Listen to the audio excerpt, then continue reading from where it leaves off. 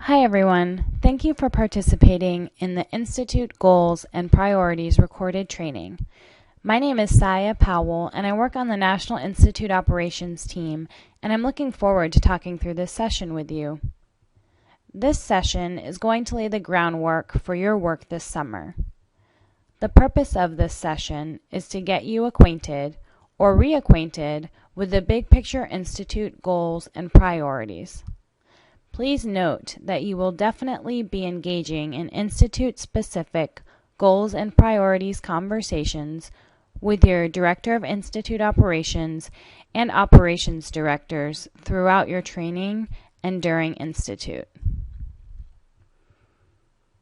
We're going to get started by touching on some standard key terms that exist across all institutes, so that we can make sure that even though we are 9 institutes and 2 merged program pilots strong, we are all on the same page about what our Big Picture Institute goals are.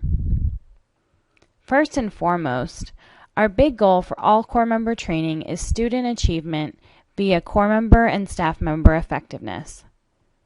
It is important to call this out because it helps us remember that we are all on one larger team that is united in our efforts and ensures that we don't lose sight of our common goal of student achievement, regardless of what city and university each of you will be moving to this summer. Some of you may be returning to work at Institute, and for some of you, this will be your first Institute as a staff member. I'm going to run through a brief review of some basic Institute terms to make sure we're all comfortable with the acronyms and other phrases that will be tossed out throughout your training this spring. To start off, you'll see some Institute key terms listed on the screen, as well as their definitions.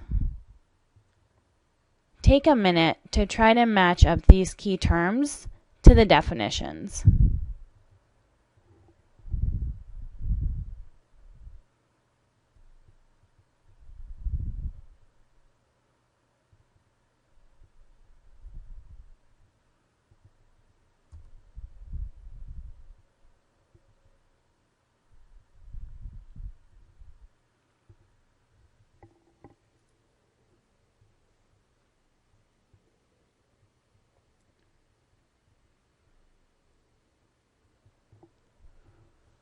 Now let's review.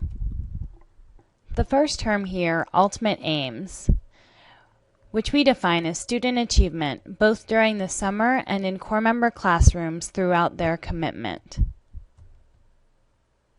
Next to that is the Vision of Excellence, or VOE. This is a document that outlines what success in the role looks like, what each staff member should be striving to achieve. Next, we have our core values. These are the basic principles that inform every aspect of our work. Ideally, every action we take is rooted in these. Next, on the bottom row, Teaching as Leadership, or TAL.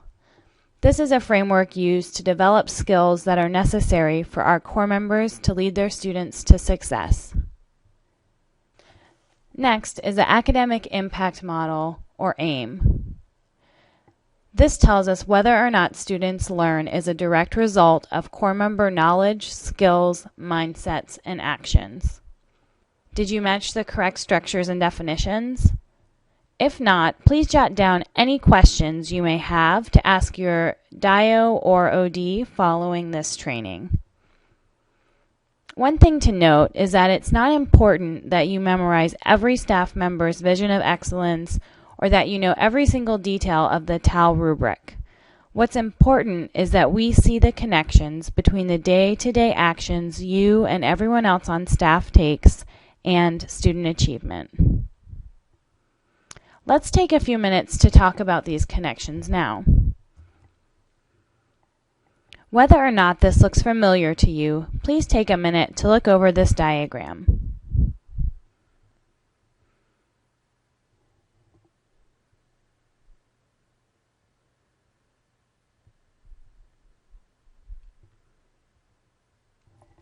This illustration is designed to show the connection among all of the staff and structures most important to our institute work and our ultimate aims. As you can see, our ultimate aims are the most important components we are working toward. Our ultimate aims are student achievement during the summer and student achievement in the regions. This is the crux of our movement. Based on the diagram, how do we get there? What allows us to reach student achievement? If you are thinking core member effectiveness, you are right. Core member effectiveness is the key lever that will lead to student achievement. If our core members are using the best tools and strategies in their classrooms, their students will learn and succeed. It's also the thing that we as OPS staff members have the strongest connection to. You'll see staff member roles listed in this diagram. These staff members are included here because 1. Instructional staff ensure core members have the correct knowledge, skills, and mindsets to be effective beginning teachers. Through targeted instruction and support and strong leadership, they will indirectly impact student success. Operations staff also have a significant impact. We have a direct impact on both the instructional staff and the core members. We make sure their basic needs are met so they can spend more time thinking about instruction. This impact can be seen through efficient operations at the university and school sites.